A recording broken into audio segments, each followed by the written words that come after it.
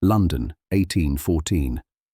A city of smoke and cobblestones, where the air was thick with soot from 1,000 chimneys and the sound of carriage wheels echoed through narrow streets. On Tottenham Court Road stood one of the city's most imposing landmarks, the Meux Brewery.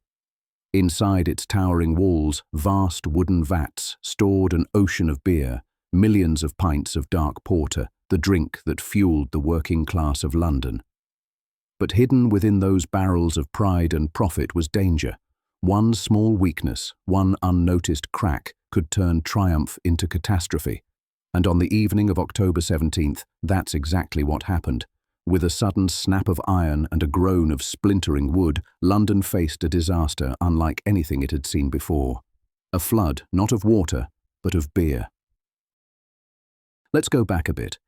The Meux Brewery wasn't just another pub supplier. It was a giant, a beer-making machine in the heart of the city. Its specialty was porter, a strong, dark beer that was everywhere in London at the time. The vats that held it were enormous. Imagine walking inside one of them, and some visitors actually did. Before they were filled, people were invited in to stand inside these towering barrels like they were inside the hull of a ship. Each vat could hold hundreds of thousands of litres, enough to fill more than 1 million pint glasses. It was a staggering achievement of engineering, and a disaster waiting to happen. The vats were bound by massive iron hoops, tightened under incredible pressure. Everyone at the brewery knew they leaked sometimes, and honestly, people had gotten used to it. A bit of dripping here, some creaking wood there. Nothing to worry about, right? Well, that was about to change. On October 17th, 1814, one of the iron hoops finally snapped. It crashed to the floor with a sound like thunder. Workers noticed, of course, but this wasn't the first time it had happened. Usually, the vats held. Usually. But not this time. As night fell, the weakened vat split apart. The force of the rupture knocked open more vats beside it, and suddenly, 1 million litres of porter were unleashed. Picture it, a wall of beer crashing through the brewery walls, flooding into the streets of St. Giles. Poor families lived there, crammed into fragile wooden houses that stood no chance against the brown tsunami.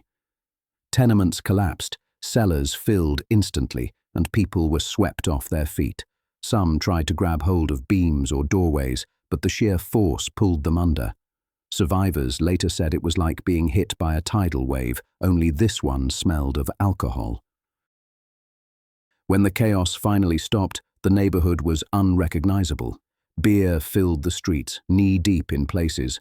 Wreckage floated everywhere, broken timber, shattered furniture, belongings torn from homes. 8 people died that night. Almost all of them were women and children. Some drowned, some were crushed by collapsing walls, others trapped in cellars as the flood poured in. Neighbors rushed to help. By lantern light, they pulled survivors from the rubble, carrying the injured to safety. But for many, it was already too late. The story spread quickly across London. Crowds came to see the wreckage, some out of sympathy, others out of curiosity, and some just to scoop up what free beer remained in the cellars. When the case reached court, the brewery expected trouble. Instead, they got lucky. The judge declared it an act of God. No one at the brewery was punished. No one compensated the victims' families.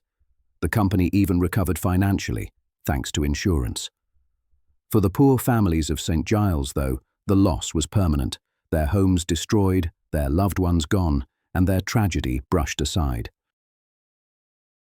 Fast forward to today. Tottenham Court Road is a bustling street full of shops, offices, and traffic. If you walked it now, you'd never guess that over 2 centuries ago, it was the site of one of London's strangest disasters. The beer flood has mostly been forgotten, overshadowed by bigger tragedies, fires, wars, epidemics. But it's worth remembering, if only for how bizarre and tragic it was. It shows us just how fragile life was in 19th century London, and how a simple crack in a vat could turn a city's pride into its nightmare. The brewery itself is long gone, but the story lingers, a reminder that ambition without caution can have disastrous results, and that history is full of moments where everyday life was upended in the blink of an eye. This was the London beer flood of 1814, a forgotten disaster and a warning from the past.